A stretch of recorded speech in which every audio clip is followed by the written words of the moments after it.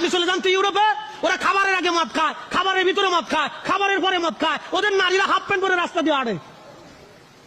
আপনি তো নাউজুবিল্লাহ বলেন, কিন্তু জানতো ওদের খাবারে ভেজাল নাই, পানিতে ভেজাল নাই, দুধে ভেজাল নাই, বাচ্চার খাবারে ভেজাল নাই, মিথ্যা বলে না, আদালতে মিথ্যা সাক্ষী দেয় না। আর আমাদের বাংলাদেশে মামলা শুরু হয় মিথ্যা দিয়ে। কি আসছে কোন কেন ধরে বলে মামলা 100% মামলা দেশে হলে 99টা মিথ্যা মামলা হয়। সাক্ষী যদি 100 জন সাক্ষী উপস্থিত হয় তো 99 জন মিথ্যাবাদী। এরা মামলা করার আগে উকিলের কাছে যায়, বলে উকিল সাহেব কোন সিস্টেমে মামলা করলে মামলা গাড়ি হবে এটা দেখান। উকিলও চিন্তা করে পয়সা পাবো আমি, অসুবিধা কি, সিস্টেম দেখা দেখে এই সিস্টেমে মামলা করেন, মামলাটা খুব মজবুত হবে।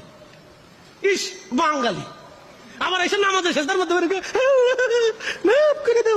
শয়তানে হাসার কয় তোর মতো সিটার আবার কেটে আসে, মিথ্যা মামলা দিয়ে এসে আবার সিটারি করিস, মিথ্যা সাক্ষ্য দিয়ে আল্লাহর কাছে মাফা।